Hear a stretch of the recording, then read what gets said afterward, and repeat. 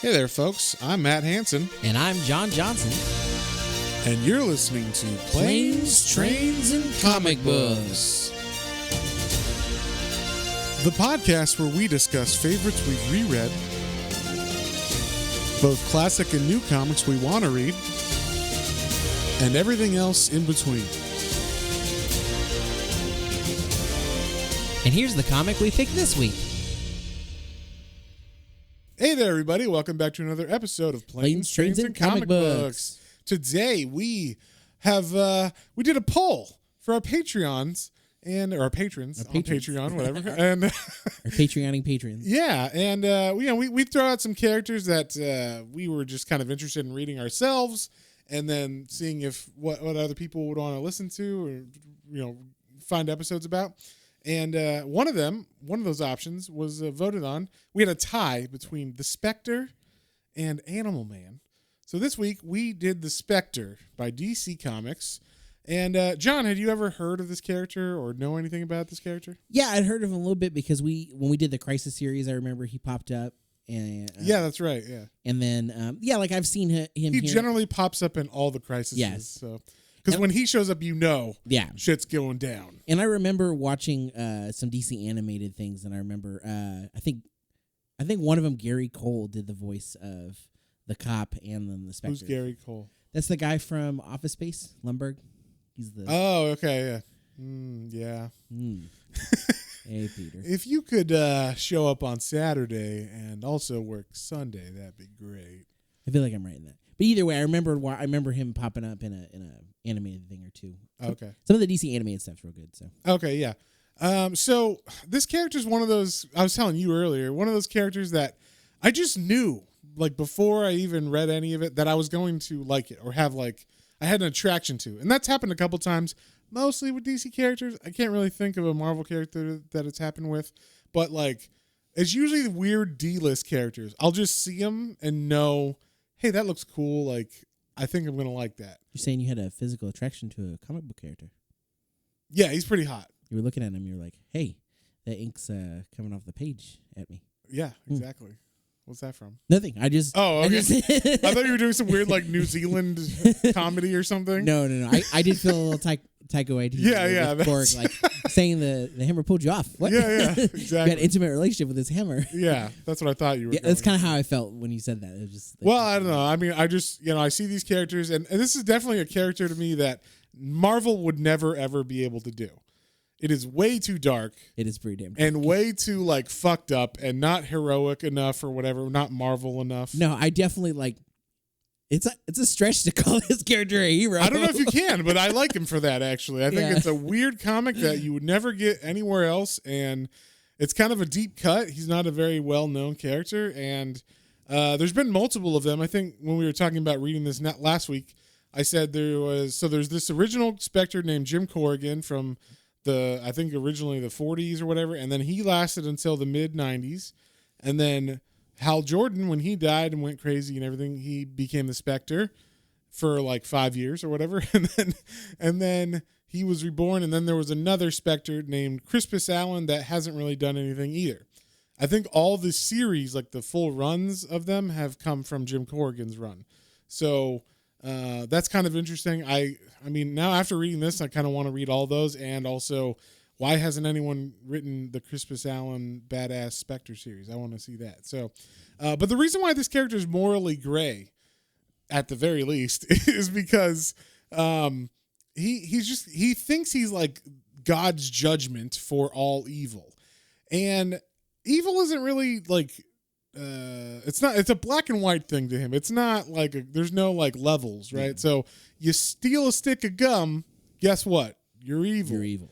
You murder someone, guess what? You're evil. Which I guess makes sense because, in the Bible it literally says lying is the same as, murder or whatever. So or even the thoughts of cheating on your wife or something is the same as actually cheating on your wife.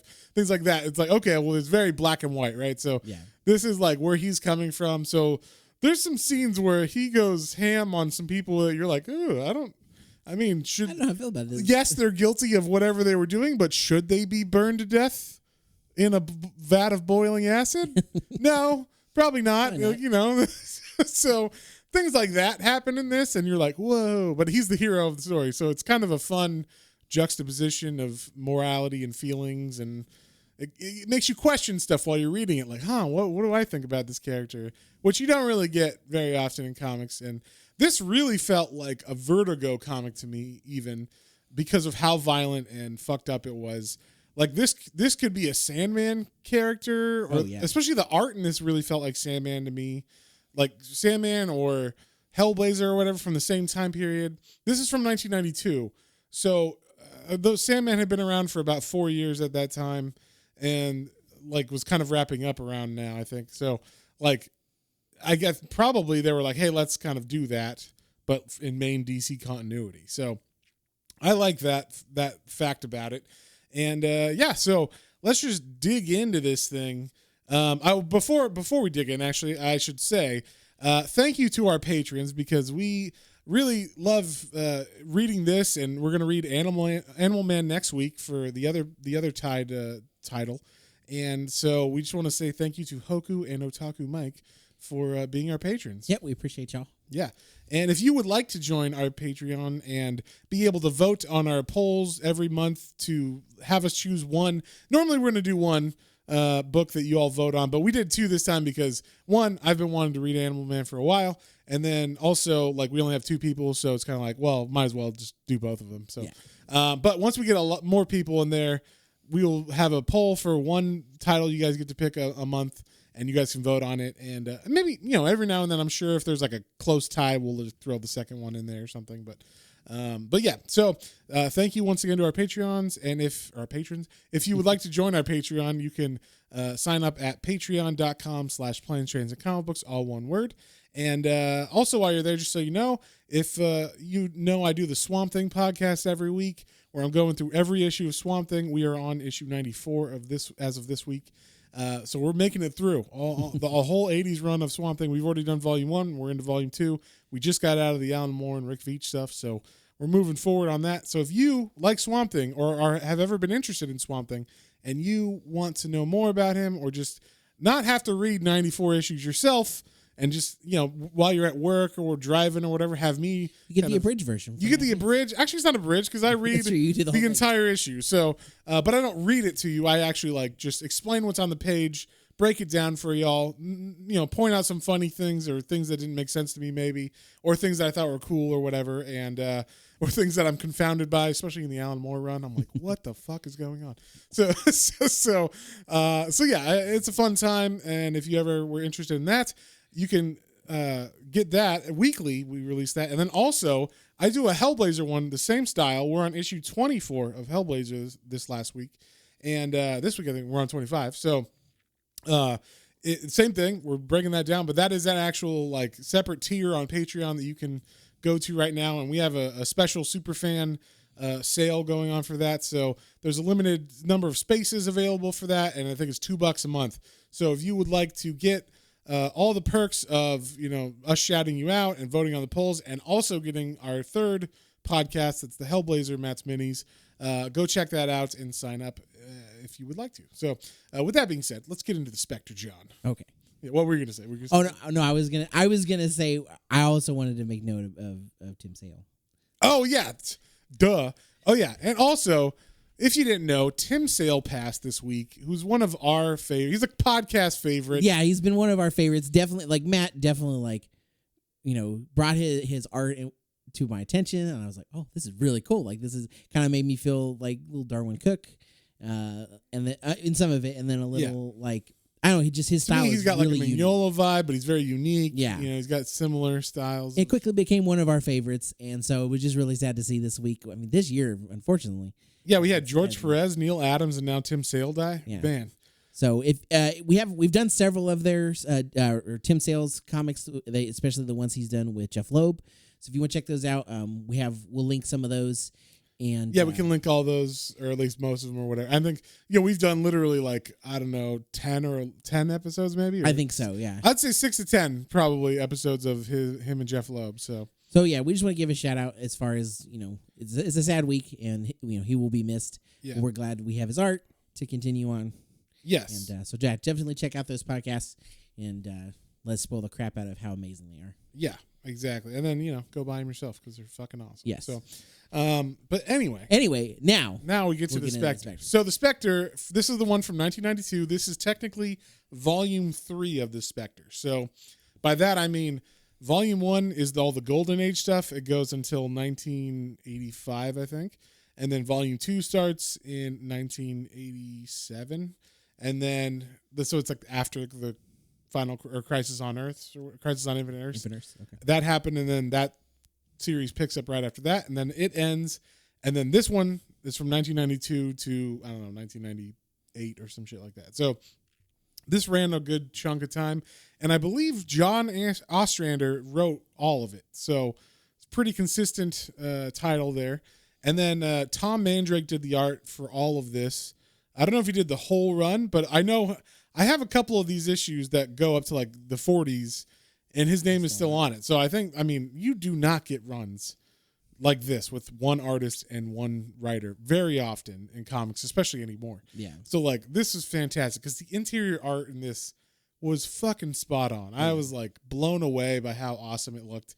And then also the cover art, he does some of them, Tom Mandrake does. But then also we get Glenn Fabry, who's known for Preacher. He did all the covers for Preacher. He also did a bunch of covers for like Lucifer and stuff.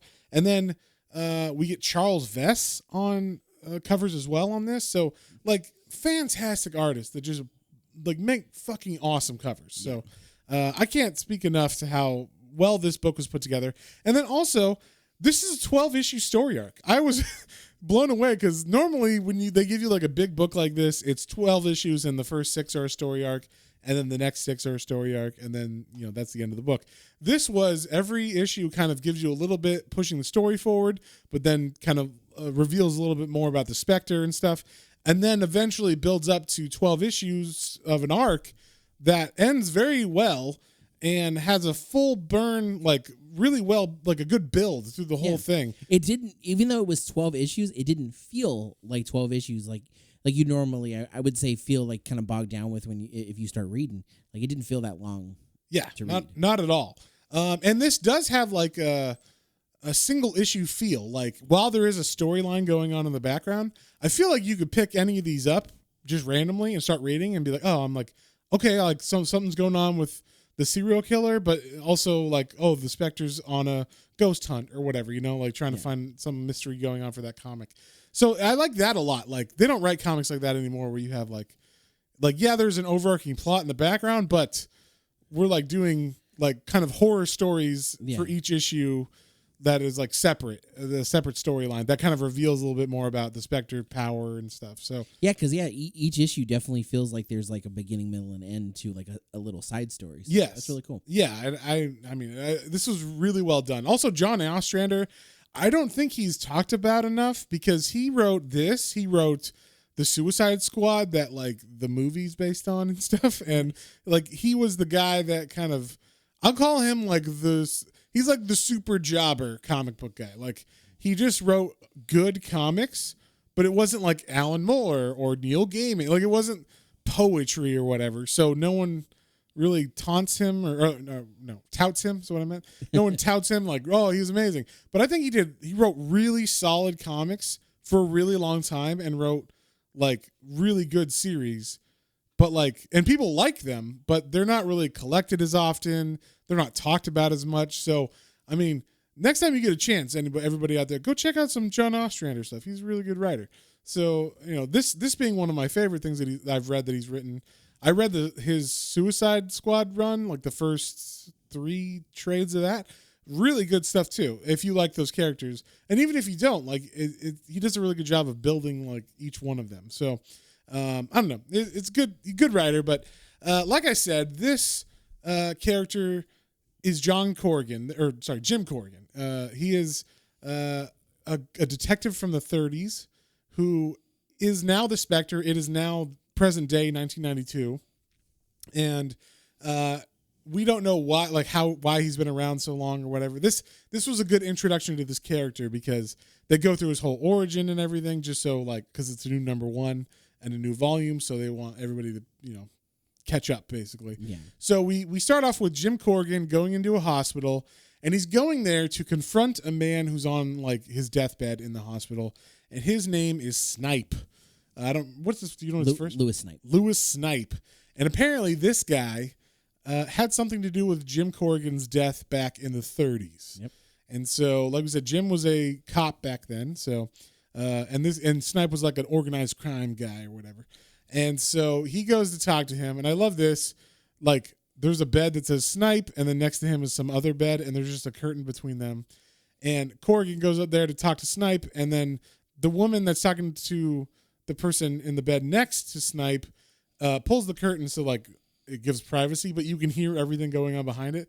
So this woman named Amy Biederman is standing on the other side of the curtain while Jim Corrigan's like, "You son of a bitch, Snipe."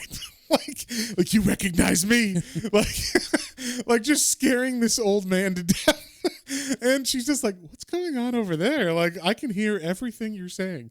And basically, like, Corrigan goes up to this guy and says, like, "You remember me?" And he's like, "Go away, leave me alone." And he's like, I'm gonna make you remember me. Like, I need to know like what happened, like, you know, how you killed. Like, basically, he wants like revenge for his death or vengeance for his death. Yeah. And he wants to know what Snipe knew. Like Snipe was one of the many people that were involved in Jim's death. So he wants to know how involved. Was he the one who set it up? Or was he just like a gunman or whatever? So, because he wants vengeance for everybody that had anything to do with his death. So, Snipe is just one of the ones that is like left from that time period. Yeah, because he's very old, obviously. Yeah. And so, so as he's like about to scare this old man to death, Amy Biederman turns around and like pulls the curtain aside and is like, "Hey, like, am I interrupting you? Everything okay over here?" Yeah. Like, what's going on? He's like, "I'm just leaving." And he just like walks out after like scaring the shit out of this old guy. And I love that. Like, she doesn't think like, "Wow, that guy was a dick." She's actually like, "Oh, excuse me. Like, you said your name was Jim Corrigan? Like, I'm a social worker." Like, and they just kind of talk, and she's just like attracted to him like instantly. Cause, you know, he's mysterious. Ooh. And he's got like, we should mention, he's got like a lock of hair that's like white running through his hair. He's kind of got like brownish reddish hair. Yeah. I think he's like supposed to be a redhead from what I can tell. He's got really, one thing I love is his eyes. Oh yeah. Have fucking skulls in them for pupils. Yeah. So like, I probably at like opportune times where like he needs to be scary, but like when he's putting the Spectre on you, he's got fucking skull eyes. It's really cool. Which are badass, I gotta say. It's fucking awesome. So he like, he's talking to her and he's like, "I have to go, bye." And then like, he appears down like on the street, like really quick. Really quick. She's like, "Wow, he must have run down the stairs." And then all of a sudden a drive-by shooting happens. Cause also, okay, this comic is very much set in the early 90s. There are 1990s. Gangsters, like, but when I say gangsters, I mean like gangs, like it's like street gangs, and there's AIDS is a big theme in this.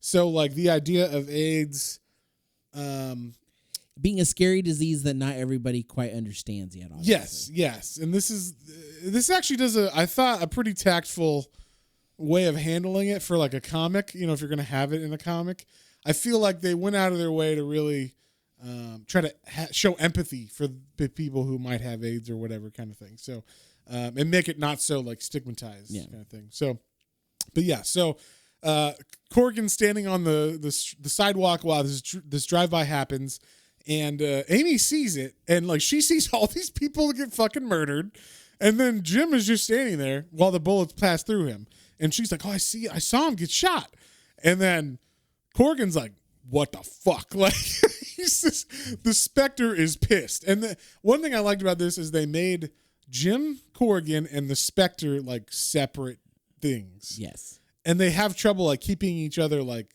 together. Like whenever they're talking, like if it's the Spectre that's like embodied or whatever, he would be like, "Jim, I mean me, you know, I was doing that," or whatever. And it's like, wait, you mean like, so they are thinking of themselves as separate beings, even though they're kind of the same person supposed to be. And it's funny because they both have moments where like Jim is like working on something, and especially if it's like he's like trying to solve some kind of like a murder or something, he's trying to figure out details, And then there's just enough information in the Spectre to be like, okay, I know enough. Time to come out for some justice.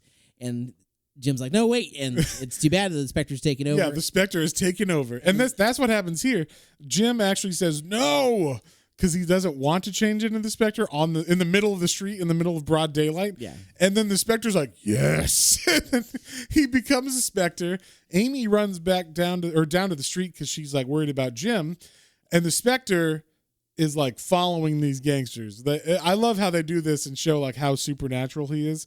Because, and we should say the Spectre, when he transforms, he's like an all white body. He's wearing basically a Speedo that's green. Yeah. And then like a cape with a hood that's green. A green cape and hood and like green gloves and shoes, I guess. Yeah. So it's a very weird costume, I would think. Yeah. But very, very ghost-esque kind of, but then with a cloak. Sure. But he's in a Speedo, which is weird. But yeah, whatever. It's for the ladies. He's the power girl of these weird characters. I guess. A little something for the ladies with the Spectre. But yeah, so like he appears, and at first you just think, oh, he's like human size or whatever, right? But I like this because they right away tell the new readers, this is the Spectre, this is what he can do. So these gangsters are riding along, and they're like, how many did we get? Oh, that was pretty good. We killed a bunch of people for no fucking reason. Whatever they're saying, they're just. We don't know why these guys were doing that pretty much. But then all of a sudden, as they're driving, fucking Spectre's face just appears out of the road, and it's like the size of a semi-truck. Yeah. And then they drive into the Spectre's mouth, and then the Spectre like wraps them in Spectre world. I don't know, like some realm. Yeah, there's like a realm that he can take people to that like show them their fate. And then that's where he like boils people alive. And with these kids, he's like, oh, you think you're cool? You're like drug dealers and shit like that? Well, check this out. And then his fingers become the people, the gangsters. And they're like, what? What's going on?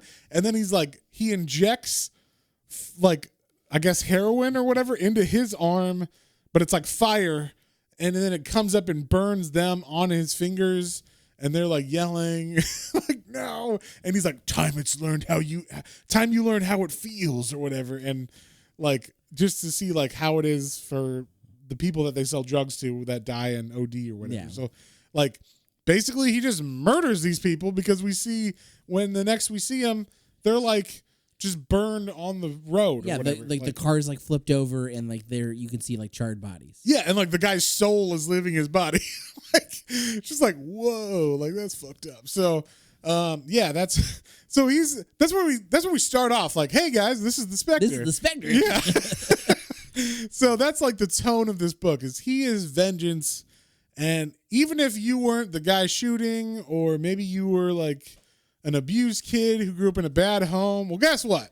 You're with the gang. You're with the gang. You had a gun in your hand. Guess what? You're burning alive too. So maybe you were just the driver, and like that movie Drive. Yeah. And but guess what? You broke the law.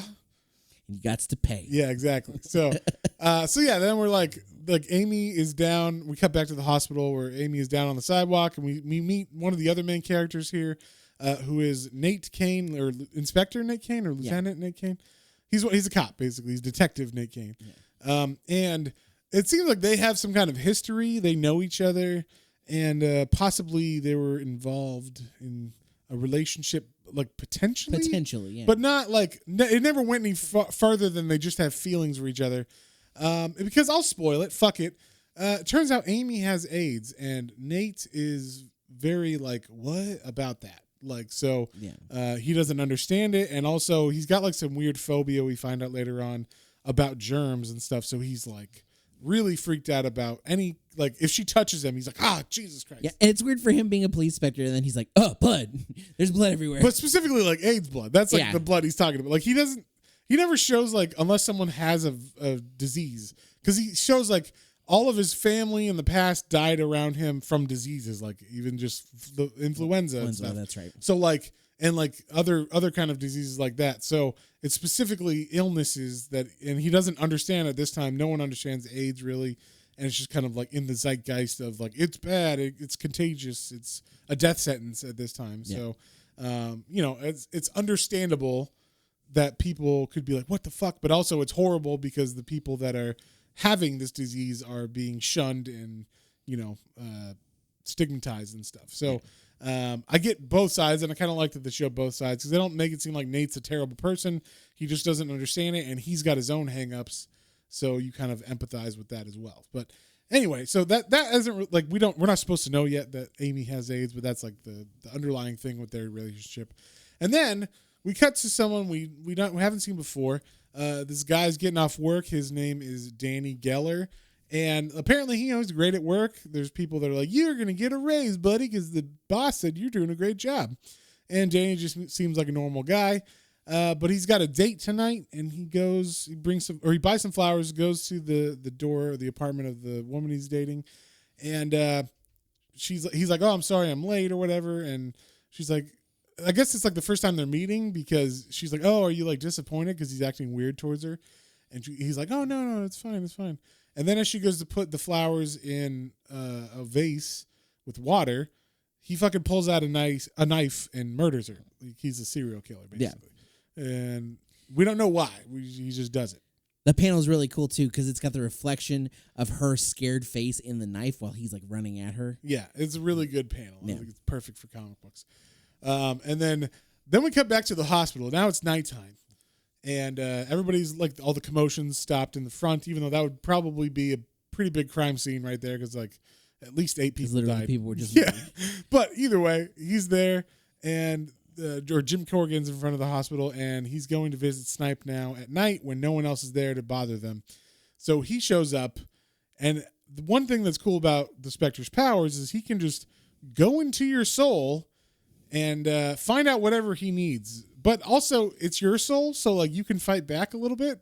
But it doesn't seem like anybody really gets the upper hand in any of the realms against the Spectre. No, not really. There might be like a little bit of, oh shit, you're more powerful than I thought in your own soul or whatever. But guess what? I'm the fucking Spectre. You're dead or whatever, So yeah, he is trying to find out exactly what he needs to find out about his death.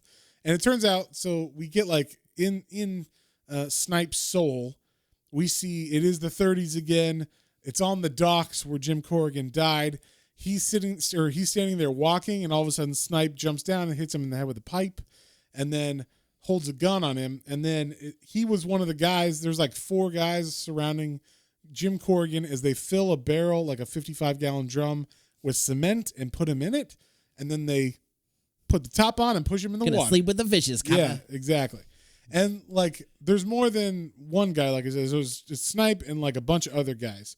And I can't remember who the main guy is. They say him later on, but like I don't remember off the top of my head. So, but yeah, this is for like a crime boss that they worked for, and this is like Italian mafia stuff, not like gangs from like not like Crips and Bloods. No, this like is see, like they very much talk like that. Yeah, they really do. They get into this later on where like Jim's like, "Hey Toots, why don't you go get me a martini or whatever?" And it's like, wow, he's kind of you really talk like that. Yeah.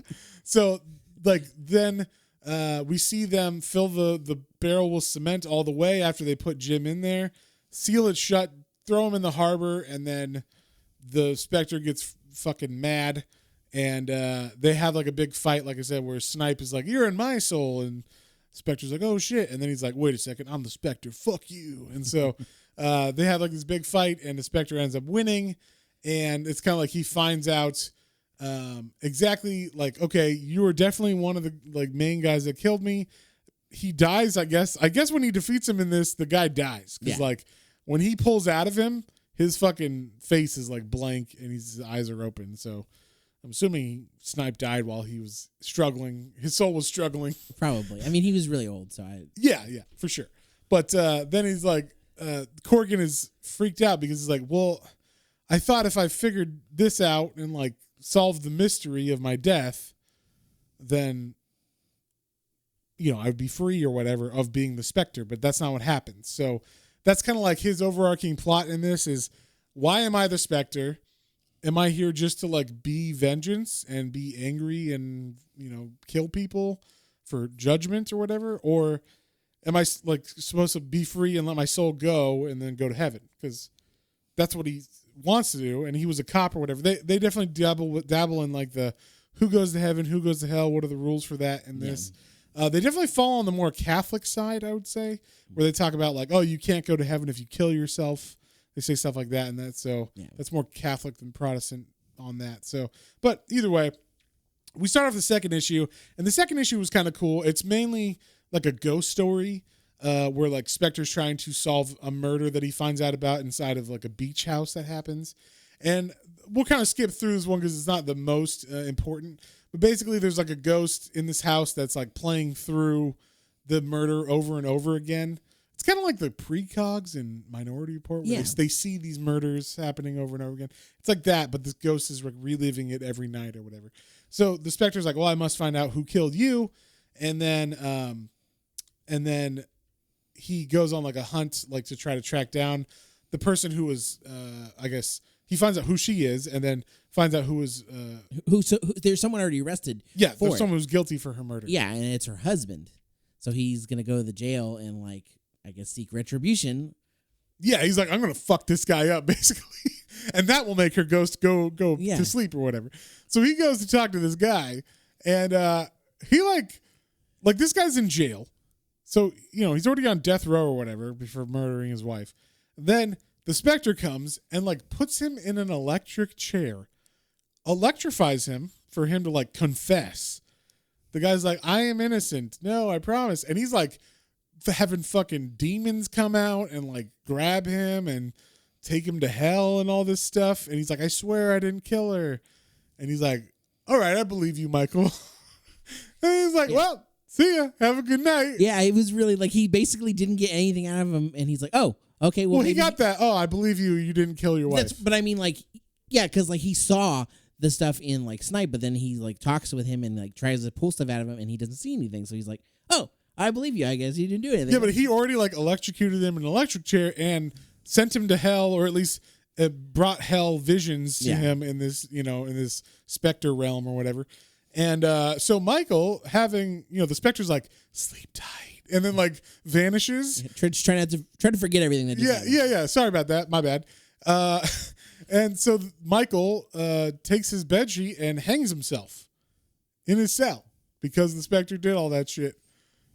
So we find that out, and then the Spectre keeps like trying to track down more and more people. They go to like some other guy that supposedly his wife knew or was cheating on his husband with. I think so. I think she's like the boss from the company that her husband worked for. Something like that. There's a couple of people that are going on. And I like this. When he goes into that guy's face, that guy is like a business guy. He's like a mogul, like a real estate mogul or something. Yeah. So when Spectre goes into his soul, this dude is like Conan the Barbarian in his head. He's like got all these ladies like hanging on his legs, and they're all scantily clad, and he's got like a horned helmet and like a battle axe, and he's like, "You're in my realm. You think you can take me on?" And once again, the Spectre doesn't have any of that. And I love this. The Spectre's like, hey, why don't you look at yourself again? And then it shows the guy and he's digging through shit in a toilet. Like literally, his hands are elbow deep in a shitty toilet. And then all the ladies that were like hot and scantily clad around him are now like big fat like blobs of ladies or whatever. Yeah, like ladies shaped. They're not even really. Yeah, they're all old and like they look like witches or something. It's creepy. But yeah, I just love how and he's got a hat that says loser on it and stuff. It's just really, really good art for this. And basically just makes this guy like, shows him how little and small he is. And we find out this guy is not guilty of it either. So, and doesn't this guy like kill himself too or something? Or no, he's just horribly scarred from that. Yeah, I think so. Okay, he's just horribly traumatized. Then the only other person it could be, we find out like Jim goes to talk to, or he goes to the grave of the woman just to like talk it out or whatever, and he finds the woman's sister, the ghost twin sister there, and he goes into her soul and turns out she's the fucking one who killed her. And I love the way they show this. Like basically the sister's like we were arguing, it wasn't supposed to happen like that, and I accidentally killed her, and I'm so sorry, and like that's what happened. And then in her soul, she like turns around, and the soul version of her has her twin like grafted to her back, and it's all rotting and shit. It's so fucking cool. It's like, I don't know like where like they got the art ideas for this. I mean, Tom Mandrake, I don't know if John Ostrander wrote that in the comic or if Tom Mandrake was just like, yeah, I'm fucking awesome. Check this out. But this is like some of the best yeah. art I've seen like in a comic for a long time. Like especially in 1992, like this is killing it. Like even at that time, you have like the Image guys killing it. This is some really good stuff. Like I was just blown away. But yeah, so he I guess makes her feel super guilty and then like says he's gonna punish her and then scares her off the ledge of the cliff that the cemetery's on. So she kills herself, but because he scared her. he becomes like a demon. All like his face gets all demonized and he gets like gigantic and like chases her off of a cliff. So that's nice. And then he goes back to the house and the ghost is still doing its thing. So he's like, huh, I thought that would have put it to rest, but I guess not. That's weird. Oh, well, that's weird. That's odd. That's an odd thing. And then at the end of this issue, we get another girl who's been murdered. So there's this serial killer is murdering people or murdering women, and we don't know why.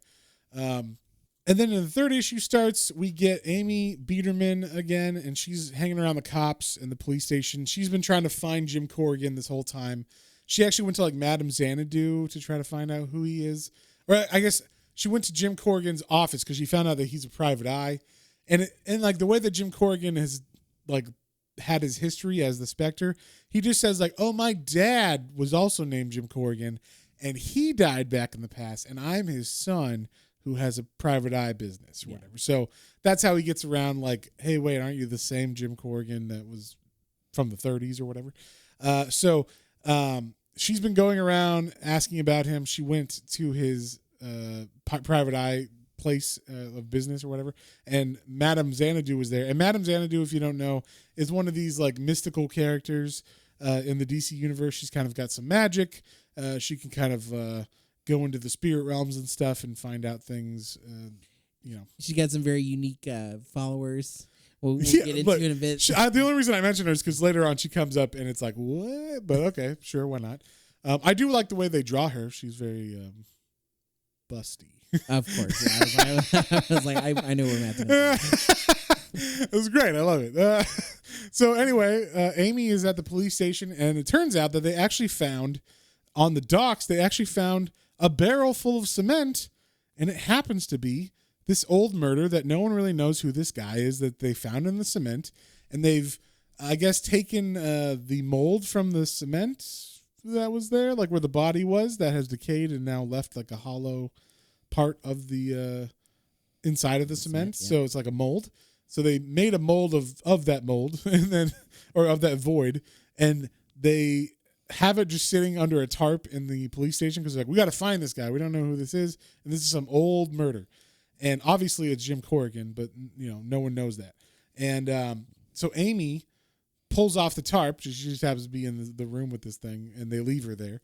And she pulls it off. She's like, "Oh my God, is that Jim?" She automatically recognizes that as Jim Corrigan, but no one else really knows that. So we get some more of the serial killer in this one. It's very, very creepy. His eyes are like red. Now there was a thing in this. Later on, they talk about a demon that possesses people that is a serial killer. Is he possessed by a demon now, or is this just him?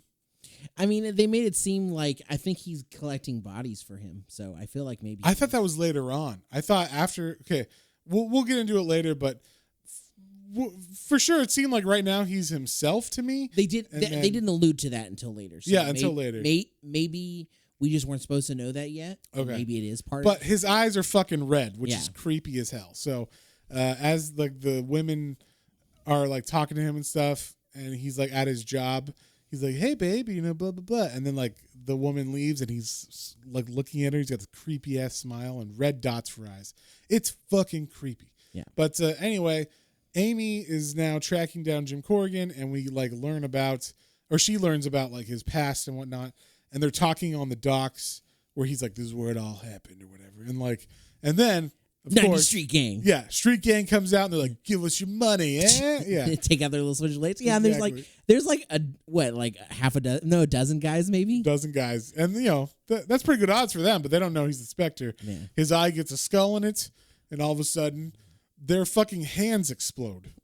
Like, the ones that were holding knives, just boom, boom, boom, boom. And then So Amy's like, you're the Spectre, so you're supernatural because she knows that he's dead. So obviously she figured that out. And as he's like exploding these gangsters, these kids, because they're kids, obviously. Yeah. She's like, stop it, don't kill them. He's like, but they're evil. She's like, yeah, but I mean, you know, what about like second chances or just like regular jail time or something, yeah. You know? Not everybody needs to have maimings happen to them just because, or like, you know, just murdered, you know, burned to death or head exploded just because, you know, they made a bad choice or whatever. So he's like, it's not murder, it is judgments. Like, he's just so like white and black, which I like a lot in this. And she kind of makes her plea, there you go, that's the word. She makes her plea to him, and he has like a flashback of someone he knew, but we don't really know who they are. Another woman who says like, please, Jim, and he's like, oh, okay, fine, I won't murder them, but I will turn them into the vermin they are. Yeah, and he turns them into rats, which I would say is possibly worse. Yeah. Than murder, just taking off their hand or something. He makes them all rats, so that's fun. He's squeaking them away.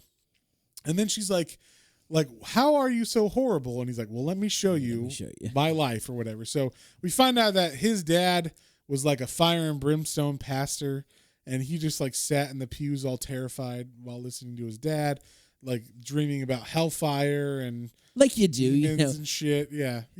If anyone's ever raised in a super religious home, I could see that happening. Let me tell you this very vivid story about Thomas the Tank Engine climbing the little train that could. Oh, also, now that we finished with that, let's do our Bible studies and stories and fire and brimstone rain down upon you if you do not. And God murdered all the firstborns of the Egyptians. Yeah, so she's getting like, this is like a ghost of Christmas past or some shit where like he's taking her on like trips through his memory lane of like what his life was like. So we see that his dad beat the fuck out of him like with a belt, and then we get a little bit of his life and his career as a policeman and how he's like busting these crime groups with his partner, and they're doing a good job, and they were like not on the take, and that was the problem is he was like Serpico or some shit. He was not taking money. Yeah, that's one of the things because there's a scene where he goes into one of the bars I think that they own, and then like when they bust into the back room to break up whatever illegal games going on, they're like, who forgot to pay the cops this week or whatever. Yeah. So obviously the cops are dirty or whatever, but not Jim Corrigan or his partner. His partner, I thought they were going to say his partner was in on it, but like as a twist, but that never happened. So that was kind of nice actually. Like, it was refreshing. Oh, your partner is actually a good guy too. Yeah. But yeah, then they show, so like he does a bust. Then that's the night that the gangs were like, we got to get rid of this Corrigan fella. He's not taking our money. Yeah. And then, so Jim goes to meet, or to go to a party. He meets the girl of, who is actually the one that he kind of had a vision of earlier when Amy was like protesting against murdering those children. And then, so that's where like he met this woman who is going to end up being his wife or whatever. And then this is actually the part where you were saying where he finds an illegal gambling ring at this party, and they're like, who? Like he's like, freeze, and then they're like, who didn't pay off the cops? And it turns out, okay, Jim's another guy that, he's good. He's never taken money at all. But I thought this was funny. Like they just start murdering people. Like the cops just mow these people down, and they're like, not all these people are like criminals. It's just the ones that are like running the table. Shoot first, ask questions later. So they're criminals, I guess technically, the people gambling, but those people are just civilians. If we've learned everything from all of the cop things we've seen from the 1940s, 50s, 60s to today, yeah, a lot of times they just kind of shoot first. Sure, right. So anyway, but they like highlight it though that like it's fucked up because they have him calling that woman that he met. That's going to end up being his wife or whatever. And there's like blood on the background wall. Like he's like, no time like the present to call that girl. I'm like, don't you want to like decompress or get a drink or something? He's like, no, I got a gal that, said to call her and I don't want to lose her or whatever. So he goes on a walk with her and like later on and he asks her to marry him, but doesn't she like, he says like I'll never like do anything to you or like what does he say? He says something like look, lady, there's going to be one boss in our family, and that's me. Like, he says something super chauvinistic like that. Well, that's because he felt like, so he didn't get the biggest ring, and she's like, it's okay, my family's got lots of money. He's like, I don't want no handouts. Yeah, but still, like, it's not nice to be like, it's my way or the highway. Yeah, I don't know. It's like he didn't smack her on the behind and say, okay, we're on the same. You understand now, right, Toots? So yeah. But then she says, like, you're an arrogant tyrant and a bully, and you're a conceited fool and a pig-headed mule. And then he's like, well, are you gonna marry me or not? And she's like, yes. So you gotta love that. It's the 40s. So as long as you love me, sugar. Yeah. Hey, Toots. Yeah. So then, like, we find out that Snipe, the guy that he killed in issue 1, is actually one of the guys that set him up. He was like an informant. And I gotta say, Jim Corrigan, kind of a dick to Snipe, and I understand why Snipe did it. Because Snipe's like, oh, just so you know, Jim, like, this is what's going down tonight. And he was not necessarily setting him up.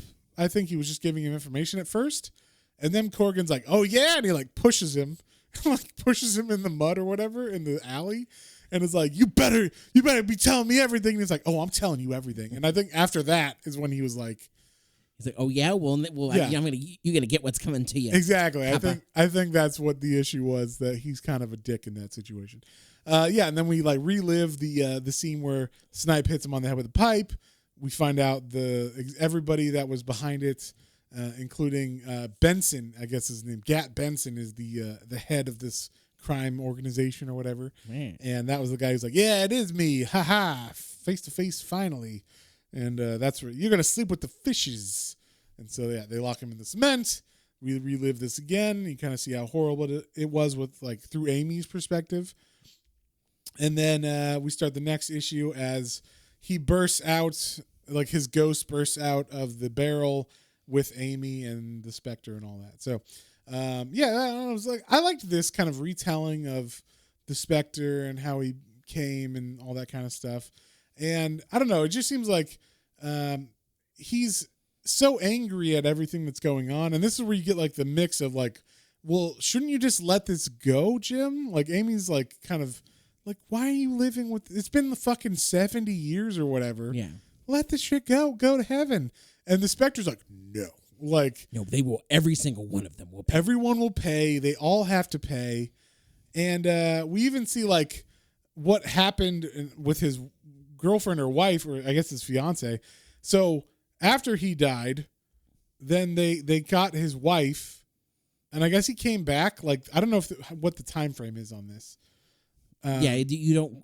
I mean, they're obviously the gangsters. It's probably soon after, I would think. Yeah, like the day after or something. Because so Gat Benson has kidnapped his fiance. I don't know why. I don't know why they're like, whatever. I mean, they're bad guys, so maybe they're just killing Jim and everything he loved or whatever. And so Jim appears now that he's the Spectre, and they're like, what? How'd you get out of that cement barrel? And he's like, he's just like badass Spectre now, so he's not really saying one-liners or anything anymore. And they start shooting at him, and the bullets are just going through him and hitting the guys that are behind him, like the other gangsters. And they're like, what? How's he dodging these bullets so well? Like, I know, I'll get you. And then they come up with an idea like, well, if we shoot from these angles, we won't hit each other at least, so that's good. But the problem is that while he's busy distracting, Amy's like, stop it. Like, just let go of it and save your fucking fiance. And if you did that, it would be fine. But he's not doing that. He's trying to attack the guys and get vengeance. So then his fiance gets murdered by some of the bullets that are flying around. And Amy's trying to save her, but it doesn't work. And when the Spectre or Jim Corrigan sees his fiance like dying, he fucking flips out. And he totally makes this guy melt, Gat Benson. He melts him like the guy in Raiders of the Lost Ark. Oh, very much so. Straight up face melt. Everything melts in the suits. Just goop on the ground at the end. It's pretty hardcore, I should say. But then the interesting thing is he goes to his fiance and he's like, oh my God, her name's Clarice. He's like, Clarice. And he goes to her and like she's shot like through the chest. She's completely dead. She's just hanging on the wall. And he like possesses her or goes inside of her soul or whatever.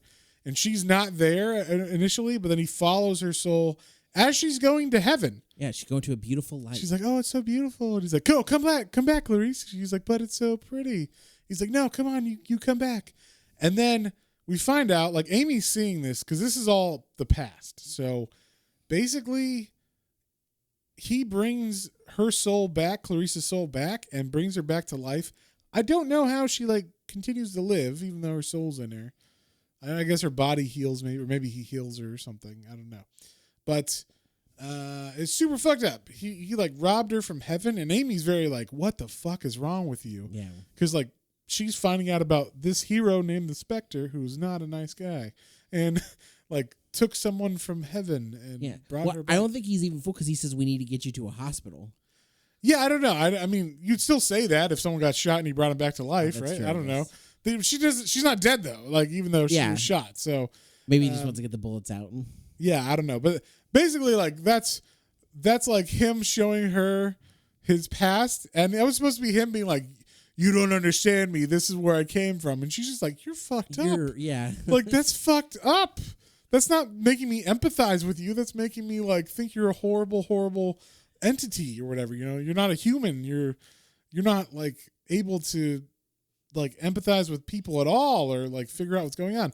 And then doesn't he say like, oh, she just kind of like ended up leaving and like, what did they say?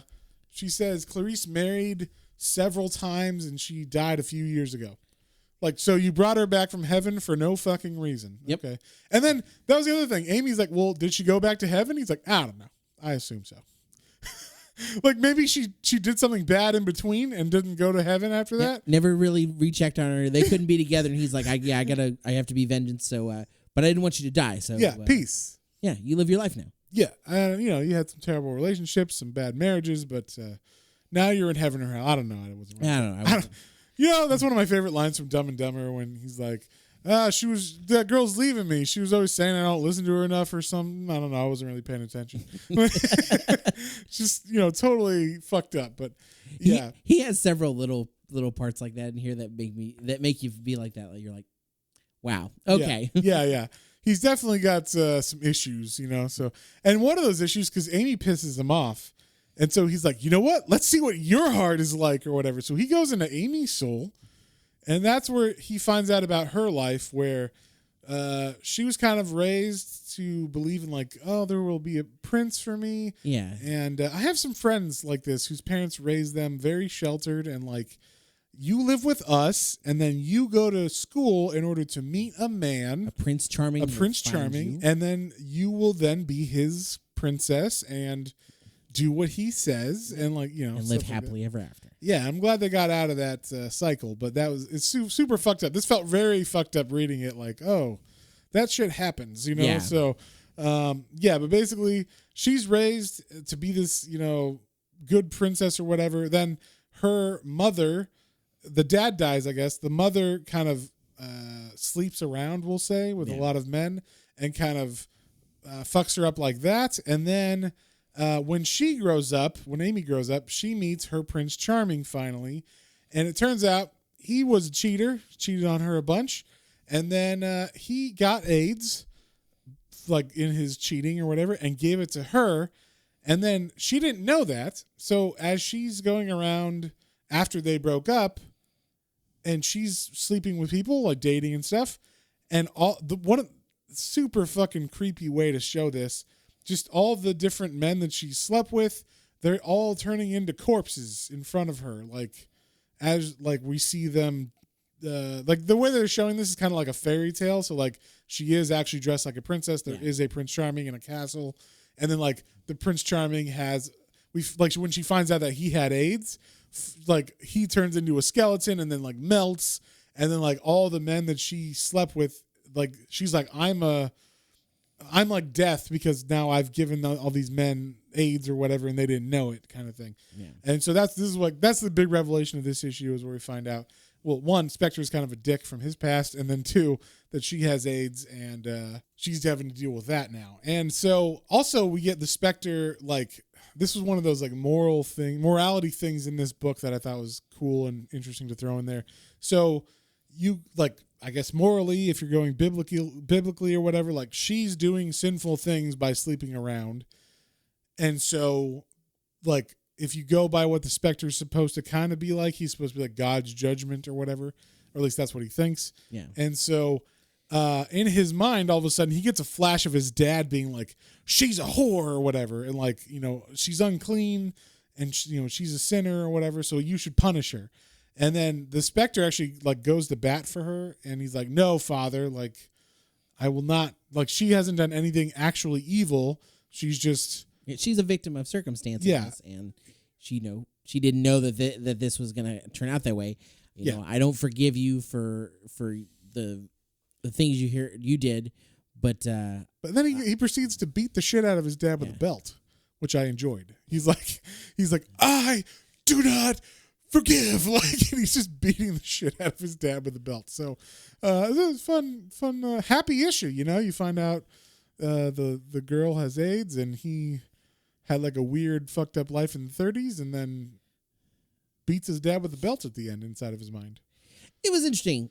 And it was a happy romp. Happy, but excuse me, happy, but also, you know, like he goes inside of her. I mean, he assaults her. He goes inside. Well, it's. I don't know if you'd say that. That's what she know, because that's what he says. He even says, "I'm sorry" afterwards, because he. Oh yeah. She makes him like self-introspect. I thought it was like, you know, I'm sorry I made you relive all that stuff, not like I'm sorry I went inside your soul or whatever. But I mean, either way, he definitely like he soul rapes her. Is that what we're saying? I don't know. I'm not going to say that, but he soul assaults her. Yes. Okay. But I mean, so anyway, he does that, and then she makes him self-introspect, and then that makes him like go through all his past drama, kind of. Which I mean, she said she's a social worker, so maybe that's a little bit of a tie in there. Yeah. But anyway, yeah. So he comes out of it, and I guess that's that finally like the first time that he and the Spectre like have like a moment of like, oh, like there has to be some kind of middle ground, I feel, and they have to like struggle with that for like at least the rest of this run. Yeah. So this next issue starts, and this was kind of like a issue we can glance over. It's just kind of showing how badass the Spectre is again, fighting other realms and stuff. But basically, there's a kid that's been kidnapped. He's being held for ransom. The people that have kidnapped him have buried him in a graveyard in like, I guess a grave. I don't know, like in a what's it called? A coffin. Coffin, yeah. And it has a pipe that is barely sticking out of the ground for air. So it's keeping him alive. And they're supposed to, like, once they get the money, tell the cops where he's buried. But it's raining. So that pipe is filling up with water, and that water is leaking into where the kid is. So he's going to die sooner than the people think. So the police are trying to find him. And then it turns out that the kidnappers who are like, we're going to pick up the money, they ran a stop sign or something, and they're getting chased by the cops, and the cops don't really know who it is or who they are or whatever. They just are running from the cops. And so they make a sharp turn. They get in a car accident, and they all die. And so no one knows where that kid is. And then the police find out that these were the kidnappers, and there's no way to find them. So when Amy hears about this, she's like, I know a guy who can go into dead people and bring them back to life or whatever, you know? So she calls Jim. He checks out where this guy is. Turns out he's in hell. So he has to go down to hell, which this felt like very John Constantine or like Sandman style to me. Very much so. Yeah. And so he goes down there and he finds like a demon torturing. The demon's name is Shathan, or it almost sounds like Satan to me, but it's Shathan. Yeah. Shathan. It's Nathan, but with an SH. Nathan with, in hell, yeah, everybody gets My name's not Nathan, it's Shathan, all right? So yeah, Shathan is torturing this kidnapper, and Spectre has to like lay the smackdown. And of course, kind of like in People's Souls, this demon is like, this is my realm, Spectre. You can't do shit. And the Spectre's like, bitch, I'm a Spectre, and like lays the smackdown on him. And beats him up pretty bad in front of all of hell, and like later on they show like the other demons like you got beat by Spectre, like he lost all cred in hell because of this. But also the big thing that comes from this is that once he defeats this guy, this demon Shathan sends like I guess another demon that is or like a piece of himself, which is named Asmodeus. And that demon starts possessing other people to be like a copycat serial killer that's just killing people at random in order to power him so he can rise again. I guess rise again and like I guess come to the real world, or just I don't even know if it's that or just take over hell again or like be like a big dog in hell because he lost all respect. So he's like, once my power's back, you all be sorry. So it's not like he's trying to get out of hell necessarily, but yeah, like that's kind of the main thing. But they end up saving the boy, and I love that he pulls him out of hell. He gets back up and he's like, okay, where is he? And the guy's like, oh, he's over here. And he like tells everybody like where the body is. And he's like, okay, I don't need you anymore. And he just throws him back to the hell. Chadas. Yeah. He just throws the guy out, which was funny. Of course, that's what he's going to do because what else would he do? And then the next issue, like a lot of these, like we said, are kind of like their own little stories. And then they have a little bit of peppered bigger storyline in it. So this is another one of those where we start off with these they feel like business people, like, I don't know, Wall Street guys will say, that are just burning homeless people for funsies. I don't know. It's pretty fucked up. It was messed up. And the Spectre also thinks it's fucked up, but he's like, guess what, fuckers? And he like murders them because they're terrible. And, you know, he burns them alive, which is good, I guess. So like he's murdering them. And just good times all around. They all end up dying. And then we cut to Amy, who is... This is one of John's favorite scenes in this comic. It was my favorite because of the like. This is one of those lines that the Spectre has. So she's kind of. She just got out of the shower. That's not why. That's why John likes it. No, she's not feeling the best with everything that's been going on or whatever. Well, and because she has HIV, so she's like not feeling good because of that, and it's taken a lot out of her. All this like journey through the past with the Spectre. So she's been at home for the last couple of weeks or whatever. She has just taken a shower. She's wrapped in a towel that is covering strategic places, we'll say. Yes. And she's talking to the investigator, Nate Kane, on the phone. And you could tell, like, there's something between them, but once again, like, they never really kind of state exactly what it is. But then Corrigan shows up in her apartment. And this is just the best because he just shows up and she's like, oh my God, do you ever use the door? And he says, no, I'm dead. I'm a ghost.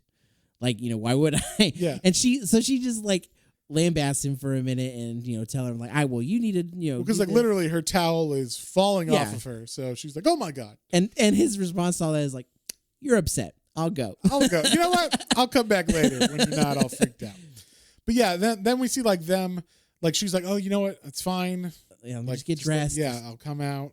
So she gets dressed, and then they have kind of like a touching moment where I liked this a lot, actually. So because she has AIDS, not a lot of people are willing to like touch her, like physically at all, like even just like a hug or any kind of like human touch at all. So like she is like, oh, well, you don't care about AIDS, you're dead or whatever. So like, will you hug me or whatever? And they just have like this moment where he hugs her, and there's definitely like some feelings there, I'm sure, but also just that like human connection of, okay, someone is treating me normal and not like a freak because of this thing I have or whatever. You know? She even says like, you know, it's been you obviously haven't had things for a long time, and I haven't like, I love to be held. Do you? And he was like, yeah, like so.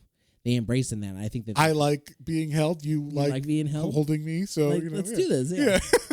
So and then in the background we get like some Madame Xanadu planning some shit. I don't know exactly what it is. When she read Amy's future earlier, I think we forgot to mention that, but she did read Amy's future when Amy saw her the first time, and it said like doom, like you're going to be murdered. Someone is going to murder you. Yeah, and so we don't know why, but like that's what's going on. And then Madame Xanadu is like, I want power. Like specifically, like Spectre has a lot of power, and he ain't doing shit with it. And that's like one of the issues later on. Is like her being like, if I had your power, I would just heal Amy, and I would heal AIDS completely, and I would fix all this shit. And then then we find out later. We'll get into that when it gets there. But like, yeah, it's just like a cool idea. So she actually has like these group of guys that she's gonna send to try to like attack the Spectre. So her children. Yeah, and then she can weaken the Spectre and like. Get his power or whatever. And then another thing that happens in this issue is there's more gang fights, a lot of gun violence. And in this gang fight, Spectre just takes all these bullets that are being fired and like takes them out of the air and then like rains them down into the car. Like basically all the bullets' energies goes down in the car of the guys that were running away, the gang members, and just just Swiss cheeses them with the bullets. So super fucked up. And then there's like another scene where like on a basketball court, some kids are fighting and some kid pulls out a gun, and then the Spectre turns it into like blood pouring out of it, and then he turns it into like a snake or whatever. It's just like weird shit that he can do. So it's pretty interesting. We'll say that. Yeah. But yeah, it's definitely like you get to see more of his powers, and then we also see a little bit of the story progression with the serial killer.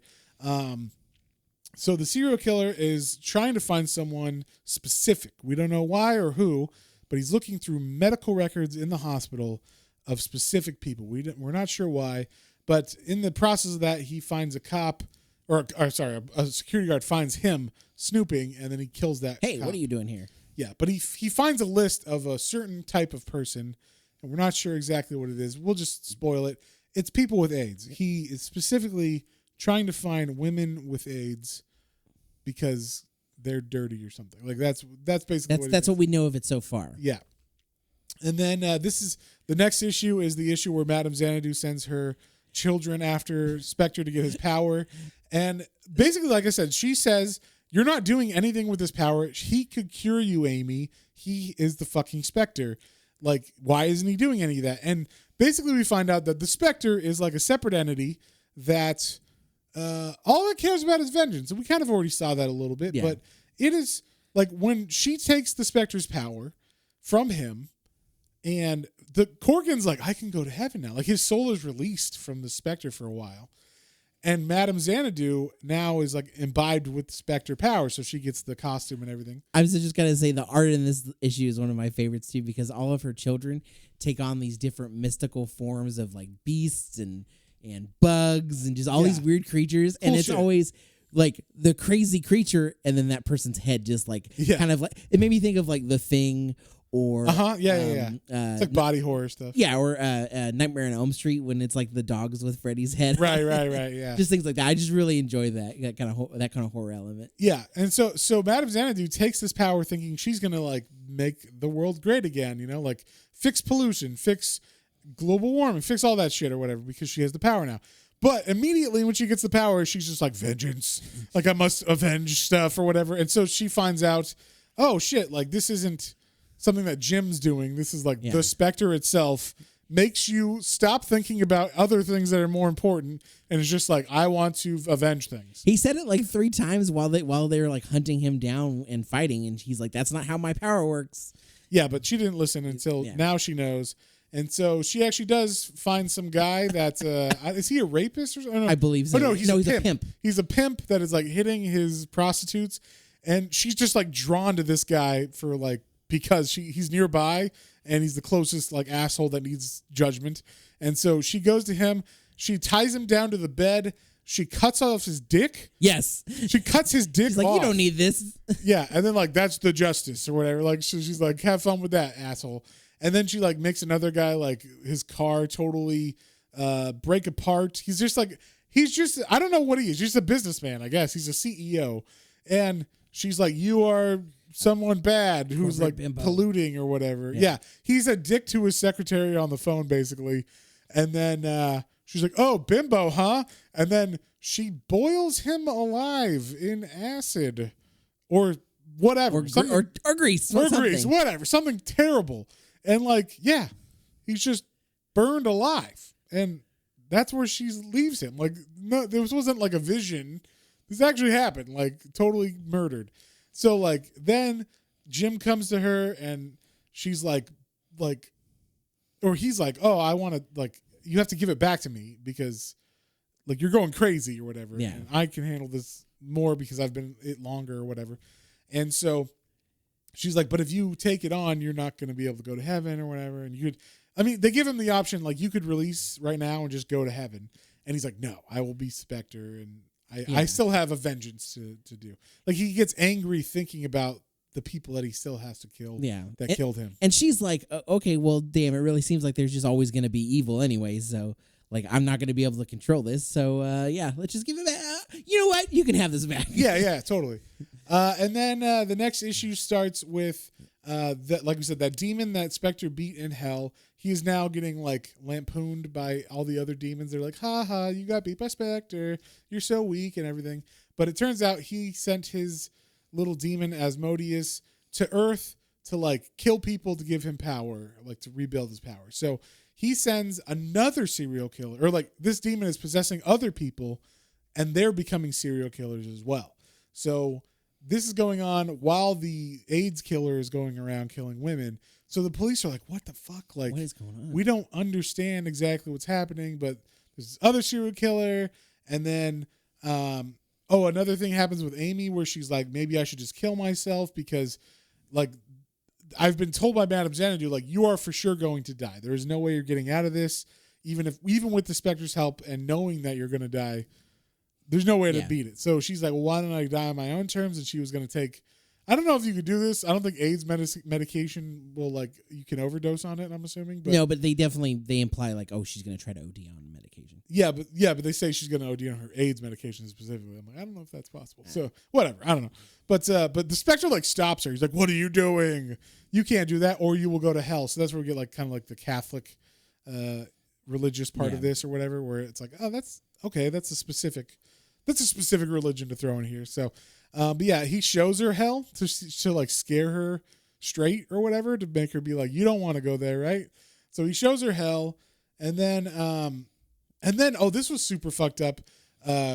So Nate shows up and he's like, I'm going to protect you from this guy.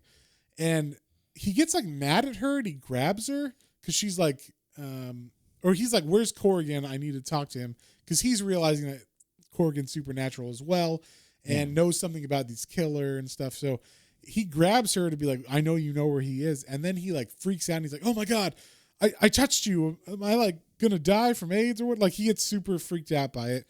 And just because, you know, he's like, what's germophobic or whatever. He's like the Howie Mandel of wow of police people. So, and because of this, Jim or the Spectre freaks out and is like, what the fuck are you doing? And so he actually like attacks this cop, and I guess he doesn't like kill him, but he like makes him understand like he basically freaks him out with his past. Like he has his whole family that died of sickness attack him in this realm, and it freaks him out. And that's where we understand like why he is so germophobic and so freaked out around Amy specifically. And, you know, he is like, I'm sorry, I don't want to be like this, but I am freaked out. And she's like, get the fuck out, basically. Like, you know, like, I don't need you or whatever. So that's kind of like the main thing that's happening in this. In the meantime, like we said, that demon is possessing other people and murdering people throughout. Just getting stronger in the background. Yeah, for sure. So then the next issue starts, and this one is more kind of like the Asmodeus killers going around and killing people. And this is the one where like Spectre finds him and confronts him. So that's like, even though this is kind of fucked up, the last couple issues of this are Amy being terrified that she's going to be killed because that's what Madame Xanadu told her is going to happen. And the Spectre being like, yeah, I'll be here for you, don't worry. But also, I'm going to leave you here alone in your apartment and go like avenge stuff or whatever, you know, like, because the Spectre is so like sidetracked by vengeance that he just needs to do that and leave her alone or whatever. So, so she's like freaking out about that. So that's kind of like where she is. And then we get, so the Asmodeus is going around killing people. Spectre starts fighting him.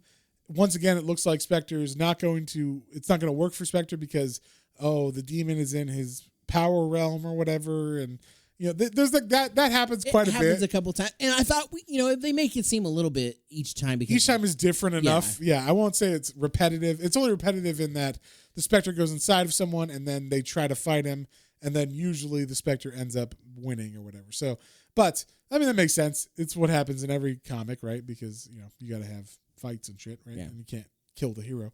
But in the meantime, the AIDS killer kills again. He dresses up like a priest and then kills a woman in a church. And this is like where they find out. I think this is where they find out the cops realize, she had AIDS. All of these people have had AIDS. Yeah. This is this is the killer's MO.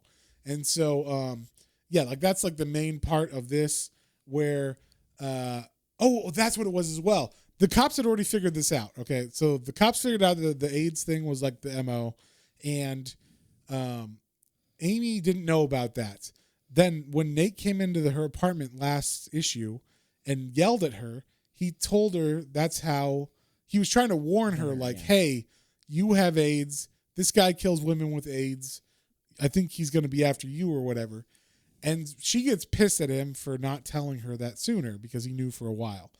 And so in this issue, the killer like just picks up the newspaper that day after he murders that woman in the church. And it turns out Amy being mad at the cop was like, I'm going to tell the newspapers this. Maybe it will save some people. But what it actually does is when the newspaper writes a story about it, they cite her as the source for this information. Mm-hmm. They show her picture and her name, and this serial killer, the AIDS killer, Danny Geller, yeah. He sees the paper, sees her name, and he's like, "That's what I've been looking for. That's what I've been trying to find this woman forever." So obviously he knows who she is now. We didn't know that they knew each other necessarily, just that he was looking for women who had AIDS, and we knew that she had AIDS. But apparently he knows her specifically. And he confronts her later on and says, like, you gave me AIDS. We find out that he's got AIDS, and that's why he's going around killing women who also have AIDS, because he's pissed off at them or whatever. It's kind of like a weird misogynistic vibe to him, obviously. Yeah, very fucked up. Yeah. So that's kind of like what's going on. And then the last couple issues are like basically her being terrified that she's going to be killed by this guy. And Madame Xanadu says, like there's nothing you can do about it. So in the meantime, Nate, the policeman, Nate Kane, has been outside her apartment just keeping watch because he knows this killer's out there too, and he's trying to be a good guy. But he doesn't know what the guy looks like, obviously. So the killer actually walks by and sees Detective Kane and is like, "Oh, I got to make sure I like take that guy out because he's sitting there watching for her and stuff." And in the meantime, the priest that was in the church, they find him, and he's been like stabbed while like the serial killer was murdering the woman. He was just like stabbed and left in a closet. So he's about to die. He's being taken to the hospital, and the Spectre's like, oh shit, this guy knows what he looks like. I'm going to go try to talk to him. And the cops also are trying to talk to him and find out what this guy looks like. And so turns out the guy actually dies before the Spectre gets there. And they're like, oh, that's it. The cops are, at least. And Spectre's like, fuck no, I can go to heaven and like get his soul or whatever. He tries to go into heaven, and he's blocked by Michael, the Archangel Michael, who's like, you are not welcome here, Spectre. You're like not an angel. You're not a good person or whatever, you know? So like you can't cross these gates. And Spectre fucking takes Michael on. This was a very, very cool fight scene. Yes, it was. And to be fair, like this is one of the ones where he doesn't lose, or like he loses. He doesn't win against Michael, like for real.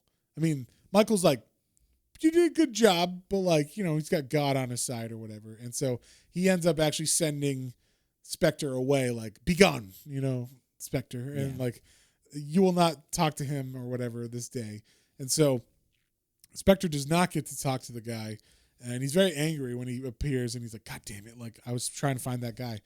And so, and once again, he just left Amy at her house alone. He doesn't know that Nate is there, waiting, you know, trying to protect her and stuff. So, and she's just kind of freaking out at like every ring, every noise, you know, she's like, oh my God, is that the killer? Is that the killer? Is that the killer?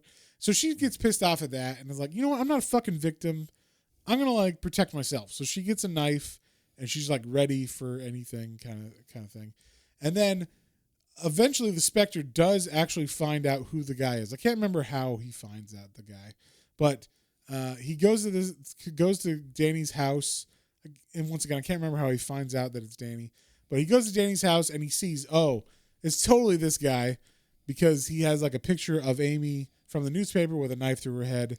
And then like on the wall next to it, it says, found her, Ma. I got the address. Because of course, like a lot of serial killers, they got fucked up by their moms or whatever. So got some parental issues. Usually. It's a trope, but it is a trope that is true sometimes. So, we're like now back at Amy's house, and Spectre's like, oh shit, I know who it is. He's going after Amy like now, probably, because now he knows who she is. So Danny Geller, the serial killer, approaches Detective Kane and is like, "Hey, I got you some coffee, buddy." And he's like, "Oh, thanks, man." And then he proceeds to beat the shit out of Kane with a what's that called? A blackjack? Is that what that's called? Yeah. Yeah, a little sack full of marbles or whatever the fuck it is. It's something like that. It's got full of lead or whatever. The little leather straps that had the little like ball of lead or something. Ball bearings or something in them. I don't know. But yeah, he I don't know if he kills him. I don't think he does. Right? He bludgeons him. Bludgeons him and knocks him out. And when that happens, the Spectre finds the detective like right as he's getting knocked out, and he's like, "I'm gonna attack the serial killer now. No problem. I'll kill him." And as he does, the demon Asmodeus makes a deal with the serial killer. He's like, "Hey, let me inhabit your body, and I will take on this guy, and you can be evil and murder and shit." So that's basically what he does. He makes a deal with the demon, and they begin to fight cosmically. This is a pretty badass fight as well, where he's fighting the demon Asmodeus in like it's a realm that they're destroying planets and shit, but it's not real.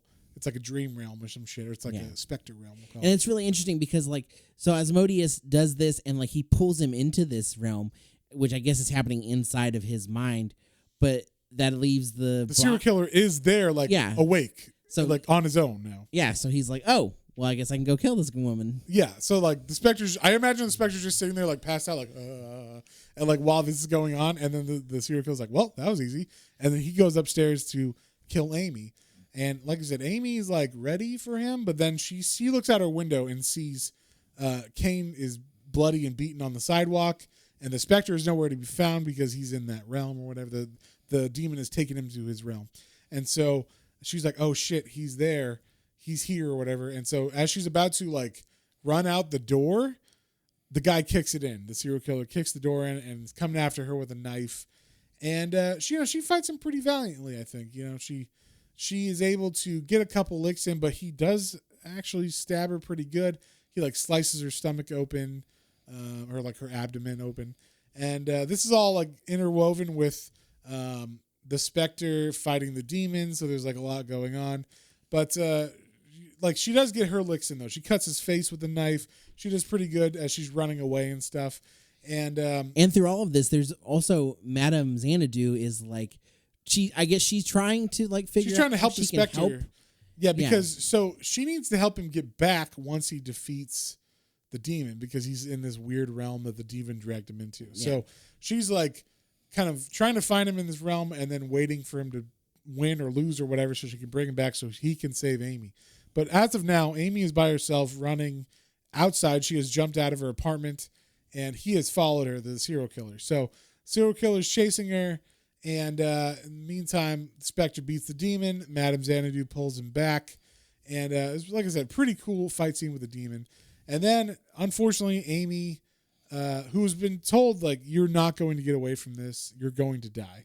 She goes down an alley that is a dead end, unfortunately. And the serial killer comes at her and, basically stabs her. And then Kane is able to get up finally from being knocked out, and he's stumbling around saying Amy. And as the Spectre comes back and Detective Kane goes around the corner, we see the serial killer stabbing her again, and then the Spectre comes and stops the serial killer in his tracks, as he's about to make the final blow or whatever. Yeah. And he gets away. He actually runs away from the Spectre, which I was like, what? How can you run from the Spectre? But he runs away and then leaves Amy there. And Amy's like, "No, don't leave me." Yeah, I do love this because you have a moment of Jim being like, "Oh, we have to stay and help Amy," and he's like, "Yes, Amy, I've got you. Everything's gonna be okay." And then the Spectre's like, "No, we must go after him. He must pay for judgment now." Yeah, and he's like, "But I don't want to leave her." And so he's like, I have to go. And she's just like, "Please, don't leave me, Jim," because once again, she needs human connection or whatever, right? So she's dying. She needs someone there with her. And then Detective Kane sees her and he runs up and he's about to or he grabs her, but then he sees there's blood all over him and he's like, "Oh shit, I can't touch you because you have AIDS and you're bleeding now," and that's a problem. And then she's don't leave me. He's like, don't worry, I'll go get help. So he leaves her. So she's just in this alley dying. Bleeding out by herself. In the meantime, you have the Spectre, fighting this guy and trying to track him down and everything. There's some weird, there's some interesting, cool fight scenes with this where like the guy's going back and like they're inside of his head, I think. Yeah. Because the Spectre like possesses him and it's just interesting like mind into the or interesting travel into the mind of the serial killer that we're seeing while he's fighting him. But the Spectre wins, of course, because he's fucking awesome. And I think the guy did the guy shoot himself in the head? Is that what? Oh no, Kane shoots him in the head. Like the guy is the serial killer is fighting the Spectre in his mind, so his eyes are like whited out or whatever as he's like in this realm, and fucking Kane just goes up to him and shoots him in the fucking head, which is pretty great. But it also takes away the kill from the Spectre, and the Spectre's very angry. Oh yeah, he comes out. He's like, "What the hell?" Yeah, he's like, "I was about to kill him. God damn it!" So that's like how this like basically ends with Amy dies by herself. Madame Xanadu finds her and is like the only person that stays with her, right? So yeah. So Madame Xanadu is there with her when she dies, but then Nate and Jim, they missed it because they were too busy getting vengeance for her murderer and leaving her alone. Mm-hmm. And so Jim finds her body at the morgue or whatever, and Nate runs in, or Detective Kane runs in, and it's like, oh my God, like I wasn't there for her kind of thing. And then Madame Xanadu's like, what the fuck is wrong with you guys? Like her last moments on Earth were alone in an alley because you guys are dicks. And with someone who she didn't even know, like me or whatever. And so like, and Nate's like, go get her body, because I know you, or her soul, I know you can do this. Yeah, I guess Nate has heard stories or whatever now, or we've at least seen that Spectre can go and get souls that are about to go to heaven. So Spectre's like, well, worth a try. So Spectre goes up there, he finds Amy's soul. She's about to go to heaven. He says like, hey, do you want to like come home? And she's like, no, I want to go to heaven.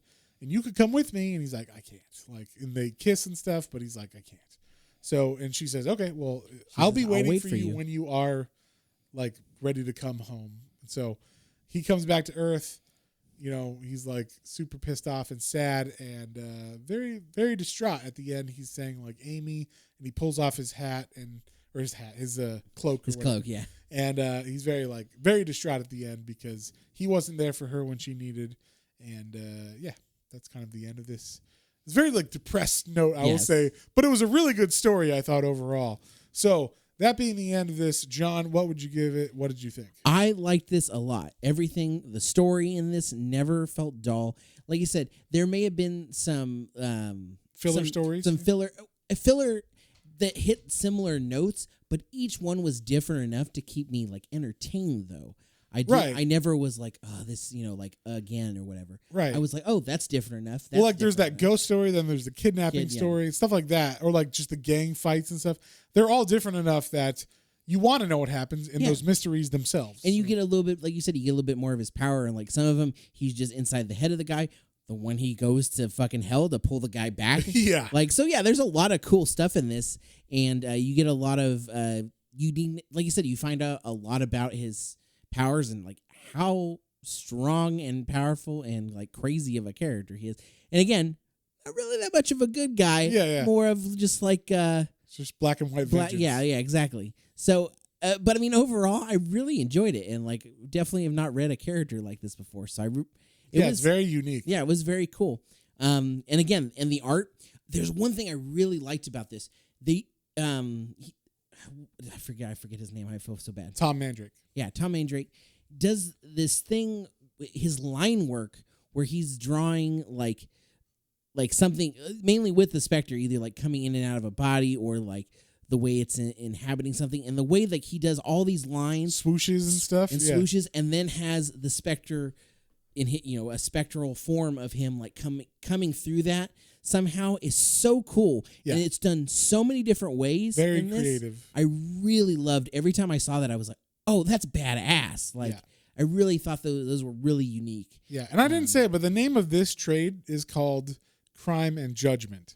So if you're looking for it, it's volume 1 of the John Ostrander. It's the third volume. the third comic volume of. This is the trade volume number 1 of that volume, and so so one from 1992 by John Ostrander and Tom Mandrake. Yeah. So Tom Mandrake. I really enjoyed that, and that in particular, just something about his line work was just really cool. And there's never wasted space on here too. No, everything is very creative panel layouts and everything. Just top notch art, I would say. So overall, I'm gonna give it an 8. Like this was definitely above average for me, and I totally would read more. Yeah, I really, really liked this. Once again, this is a character that I haven't really read. I'd actually read a little bit of this trade and then like paused for a second after issue 2. And then like when I saw, we're just going to put this in the poll, I was like, then I'll just read it all then. So, and like I said, I thought this was going to be like a 6-issue story arc and it ended up being 12. So that's why this episode's a little bit longer, but like it didn't feel like that. When I read it, like the stories were well paced and got to the point and said all the information that they needed to, and every story was good and every issue was good. There was no like issues where like, that was a dud in 12 issues. That's pretty fucking rare for a comic series nowadays, especially, or at least one of those 12 ain't good. Everyone led to there was a reason for it. Like he goes to hell. Like the kidnapping story is just a way for you to understand he can go to hell. He fights a demon. And he's got to fight a demon later on. So, like, that makes sense. So we're just setting all that stuff up. But in a good way, like in a perfect way. So, and the art, I just was blown away by the art in this. Like, I don't know. Like, this is like top. This isn't 90s, like, over the top, like image stuff or whatever. This is like DC. It felt like it could have been early 80s. It felt like Sam Keith a lot, like from Sandman or that style. I really felt like this was a Vertigo title. From the late 80s. It was super dark for being a like shelf DC comic and not like you said, like Vertigo. Right? Yeah.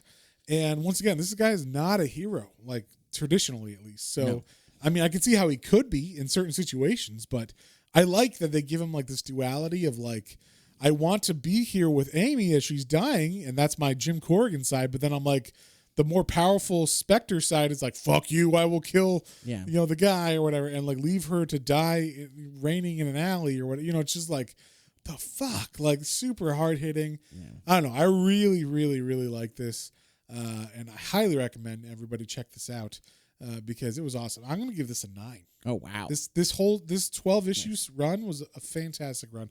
I don't know about the rest of it, but this was very, very strong first year of this comic for sure.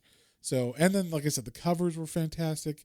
Vertigo covers for sure. You had Charles Vess, who did Stardust with Neil Gaiman. Oh, nice. And then Glenn Fabry, who did all the covers for Preacher. So, you get like, there's a certain feel that you get from those covers. Yeah. Some of the covers were very like almost darker than some of the issues with their looks. So yeah, for sure. Yeah. I just fucking love this. And now I'm like, I'm glad I bought that Spectre pop. That's all I'm saying. And now he's going to collect all of the Spectre. Hey, I was already doing that. I was already doing that when I found him, but I like to go back in those dollar bins and just, these are really easy to find, because they're not this is D-list character in DC. That's true. And those are my favorite. Honestly, they're like just under the radar so that they get to have shit like this where like if it was Superman, you can't have Superman do any of this shit.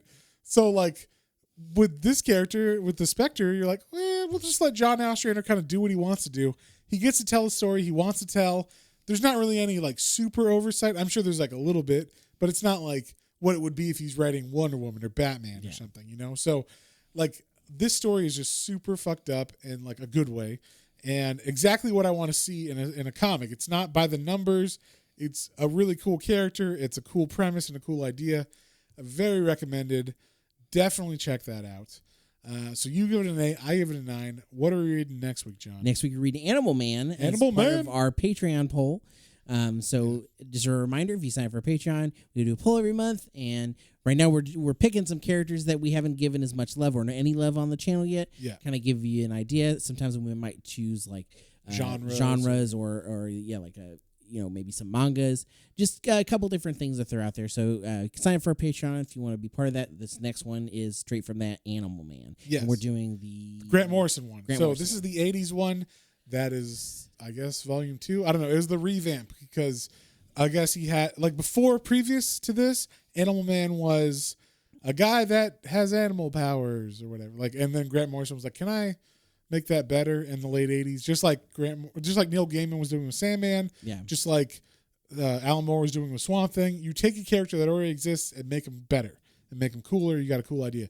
So Grant Morrison turns Animal Man into like an animal rights activist, which makes sense because he's fucking Animal Man.